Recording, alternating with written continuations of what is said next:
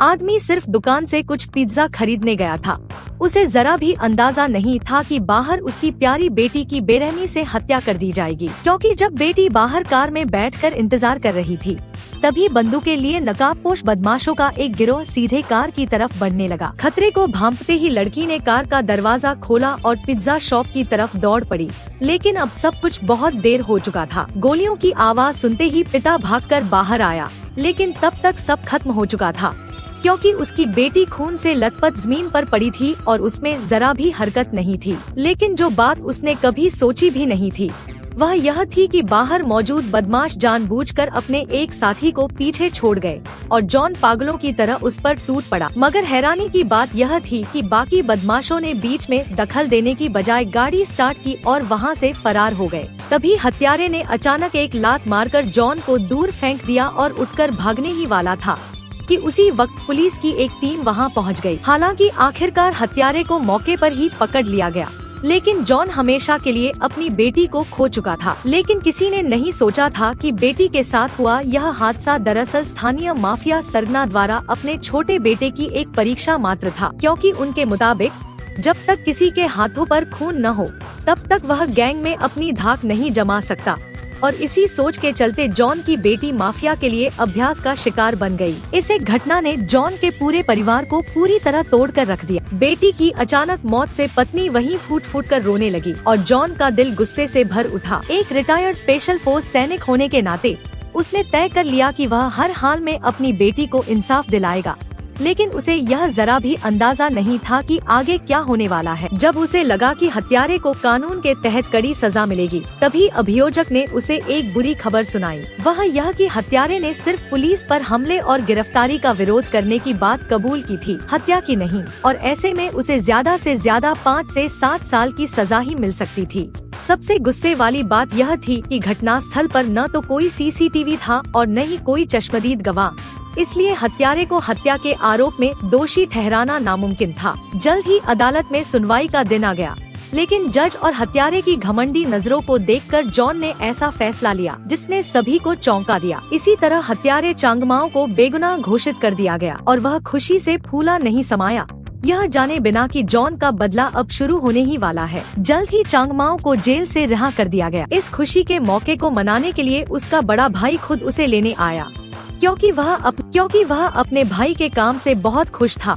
यहाँ तक कि माफिया सरगना को भी लगा कि उसका बेटा अब बड़ा हो गया है। लेकिन उन्हें जरा भी अंदाजा नहीं था कि जैसे ही वे लौटने की तैयारी कर रहे थे, बेटी को खो चुका जॉन उन पर नजर गड़ा चुका था। जब कानून हत्यारे को सजा नहीं दे सका, तो उसने खुद अपने तरीके से बदला लेने का फैसला किया। जॉन ने चांगमाओ का पीछा करते हुए उसे एक सुनसान गली तक पहुंचा दिया। जब उसने देखा कि आसपास कोई कैमरा नहीं लगा है, तो बिना कुछ सोचे उसने गाड़ी सीधे टक्कर मार दी, जिससे चांगमाओ की टांग की हड्डी टूट गई। अपनी बेटी के कातिल को सामने देखकर जॉन धीरे धीरे कार की डिक्की की ओर गया।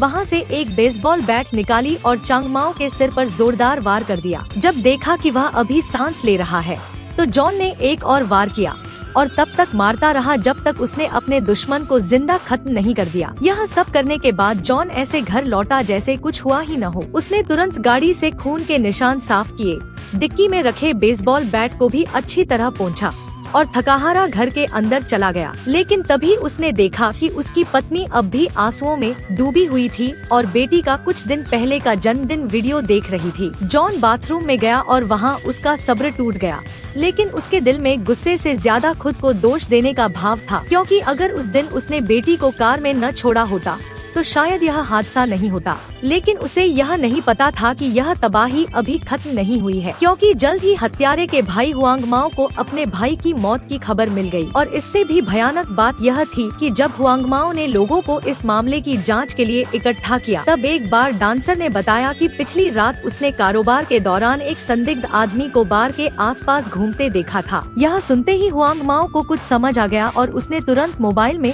मौजूद तस्वीर दिखाकर पहचान करने को कहा। उसे यकीन नहीं हुआ कि सच में जॉन ने ही उसके भाई की हत्या की थी। जब आदमी सड़क किनारे बैठकर आराम से चाय पी रहा था, तभी 2 हथियारबंद बदमाश अचानक वहां आ पहुंचे। बदमाश जॉन को एक ही गोली में खत्म करना चाहते थे, लेकिन जॉन की फुर्ती के आगे उनकी एक न चली। उसने झट से हुआंग माओ के हाथ से बंदूक गिरा दी और वहाँ से जान बचाकर भाग खड़ा हुआ। हालात देखकर गुर्गा तुरंत उसके पीछे भागा, लेकिन उसे क्या पता था कि इसी पल से एक खूनी शिकार का खेल शुरू हो चुका है, क्योंकि जॉन कभी एक रिटायर्ड स्पेशल फोर्स सैनिक था। जैसे ही उसने देखा कि गुर्गा अकेला उसकी तरफ आ रहा है, वह उछलकर उस पर टूट पड़ा और उसे जमीन पर गिरा दिया। वह उसे सबक सिखाने ही वाला था कि तभी पीछे से हुआंग माओ हाथ में बंदूक लिए आ पहुंचा। जान बचाने के लिए जॉन को मजबूरन सड़क पार करनी पड़ी। वह कार लेकर भागना चाहता था, लेकिन गोलियां लगातार उसी की तरफ चल रही थी। कोई रास्ता न देखकर जॉन कार के दरवाजे के पीछे छिप गया, मगर 2 हथियारबंद बदमाशों के सामने आखिरकार वह घिर ही गया। यह देखकर हुआंग माओ ने जल्दबाजी नहीं की, क्योंकि वह जॉन को बिल्कुल भी गंभीरता से नहीं ले रहा था। उसने मुड़कर इशारा किया कि गुर्गा उसे मार डाले। यह देखकर जॉन ने जानबूझकर रहम की भीख मांगी ताकि सामने वाला ढीला पड़ जाए, लेकिन अगले ही पल उसने एक जोरदार लात उसके गुप्तांग पर मारी और फिर एक झटके में उसकी गर्दन मरोड़ दी। यह देखकर हुआंग माओ पूरी तरह आगबूला हो गया और जॉन पर अंधाधुंध गोलियां चलाने लगा। लेकिन तभी अचानक एक पुलिस गाड़ी वहां आ पहुंची। मजबूर होकर उसे अपनी बंदूक छिपानी पड़ी। जॉन को लगा कि वह आखिरकार बच गया है,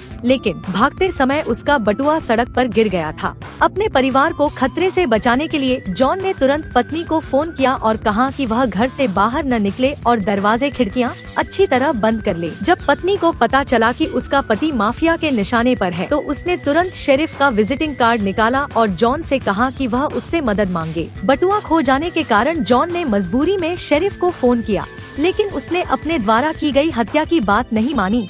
बस इतना कहा कि माफिया उसका पीछा कर रहा है। मगर शेरिफ कोई मूर्ख नहीं था। उसे पहले से ही जॉन और हाल ही में हुई 2 हत्याओं के बीच संबंध पर शक था, लेकिन सबूत न होने के कारण वह जॉन को दोषी नहीं ठहरा सकता था। जॉन के परिवार की सुरक्षा के लिए शेरिफ ने रात में खास तौर पर 2 पुलिसकर्मियों को उनके घर की निगरानी के लिए तैनात किया। लेकिन अगले ही पल अचानक एक शराब की बोतल आकर गिरी। खुली चुनौती देखकर पुलिसकर्मियों ने बिना देर किए सायरन बजाया और पीछा करने निकल पड़े, यह जाने बिना कि वे माफिया की चाल में फंस चुके हैं। उधर जॉन डर के मारे सन्न रह गया जब उसने देखा कि देर रात उसके दुश्मन उसके घर में घुस आए हैं और उनके साथ इलाके का माफिया सरगना भी मौजूद है। दरअसल जॉन ने उसके छोटे बेटे को मार दिया था और अब वह जॉन के पूरे परिवार का सफाया करने आया था। यह देखकर जॉन पलटवार करने ही वाला था कि तभी हुआंग माओ ने बंदूक उसकी कनपट्टी पर रख दी। अगले ही पल उसके सीने में गोली मार दी गई और जाते जाते हुआंग माओ ने उस पर एक और गोली दाग दी। उसे लगा कि सब कुछ यहीं खत्म हो गया है,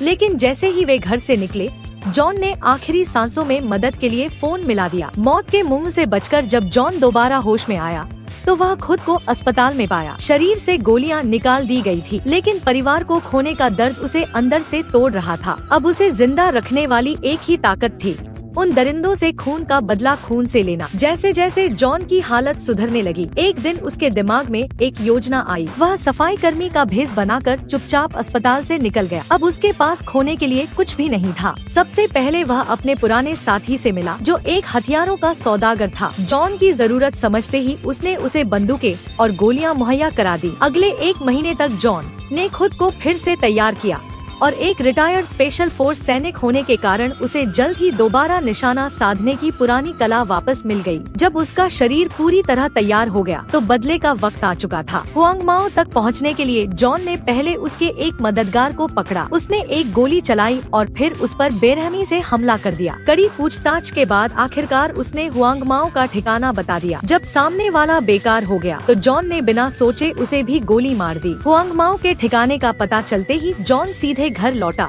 लेकिन वहाँ शेरिफ पहले से उसका इंतजार कर रहा था। दरअसल शेरिफ को शक था कि जॉन बदला ले रहा है, मगर सबूत न होने की वजह से वह उसे गिरफ्तार नहीं कर सकता था। जॉन ने शेरिफ से कुछ दिन का वक्त मांगा और कहा कि परिवार का बदला लेने के बाद वह खुद सरेंडर कर देगा। एक पत्नी और बेटी को खो चुके पिता को देखकर शेरिफ के दिल में भी उन दरिंदों के लिए गहरी नफरत थी। इसी दौरान माफिया सरगना को भी यह पता चल गया कि जॉन जिंदा है। उसने अपने बड़े बेटे हुआंग माओ को आदेश दिया कि वह जल्द से जल्द जॉन को खत्म कर दे। इसके बाद हुआंग माओ कुछ गुर्गों को लेकर निकल पड़ा, लेकिन उन्हें क्या पता था कि जैसे ही वे माफिया के अड्डे से निकले, जॉन शराबी का भेष बनाकर वहाँ पहुँच चुका था। उसने एक ही वार में दरवाजे पर खड़े गुर्गे को ढेर कर दिया और चुपचाप माफिया सरगना के कमरे तक जा पहुँचा। अपनी पत्नी के कातिल इस बूढ़े आदमी के सामने जॉन ने कोई बहस नहीं की, सीधे एक गोली मारकर उसका काम तमाम कर दिया। इसके बाद उसने माफिया सरगना का मोबाइल उठाया और उसके बेटे हुआंग माओ को फोन मिला दिया। जब हुआंग माओ घर वापस पहुंचा, तब तक उसका पिता इस दुनिया से जा चुका था। लेकिन हैरानी की बात यह थी कि हुआंग माओ की आंखों में जरा भी दुख नहीं था, क्योंकि अब वह आसानी से नया माफिया सरगना बन सकता था। मगर उस कुर्सी पर बैठने से पहले उसे जॉन को खत्म करना जरूरी था। इसके बाद हुआंग माओ ने अपने सारे आदमियों को जॉन की तलाश में लगा दिया। जल्द ही उन्हें पता चल गया कि जॉन एक होटल में ठहरा हुआ है। सूचना मिलते ही हुआंग माओ अपने आदमियों के साथ वहां पहुंच गया,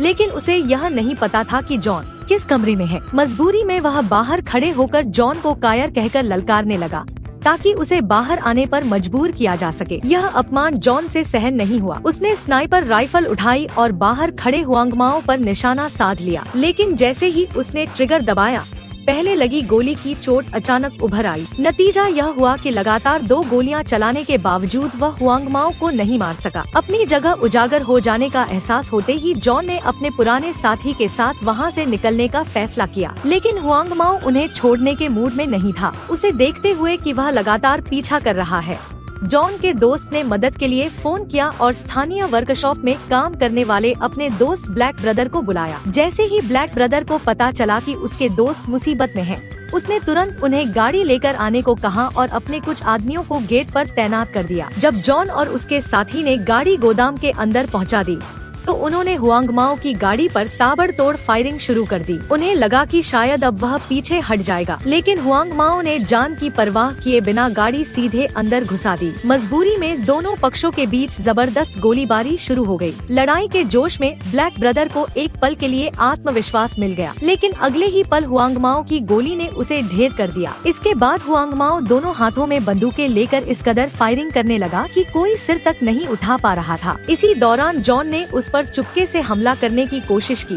लेकिन हुआंग माओ ने उसे पेट में गोली मार दी। इसके बावजूद हुआंग माओ की बकबक बंद नहीं हुई और वह जॉन से लगातार बातें करता रहा। यही उसकी सबसे बड़ी गलती साबित हुई, क्योंकि उसी पल जॉन को पलटवार का मौका मिल गया। अगले ही क्षण एक पेचकस हुआंग माओ की बड़ी नस में जा धंसा और वह तड़पते हुए इस दुनिया से चला गया। इसी के साथ जॉन ने आखिरकार अपने परिवार का बदला पूरा कर लिया। कुछ ही देर में पुलिस मौके पर पहुंच गई। जॉन ने भागने की कोशिश नहीं की, बल्कि खुद शेरिफ से कहा कि वह उसे गिरफ्तार कर ले, क्योंकि अब उसकी बदले की आग शांत हो चुकी थी और उसके दिल में कोई पछतावा नहीं बचा था। लेकिन इससे पहले कि शेरिफ कुछ करता, जॉन ज्यादा खून बहने की वजह से हमेशा के लिए अपनी आंखें बंद कर चुका था। अब जॉन उस दुनिया में अपने परिवार से मिलने जा रहा था। यहीं पर फिल्म का अंत होता है। यह फिल्म बदले को केंद्र में रखकर बनाई गई एक अपराध और एक्शन कहानी है, जो नफरत की जटिलता और उसके कभी न सुलझने वाले अंजाम को दिखाती है। साथ ही यह हमें एक ऐसे आदमी की कहानी भी दिखाती है, जिसने अपनी पत्नी और बेटी को खोने के बाद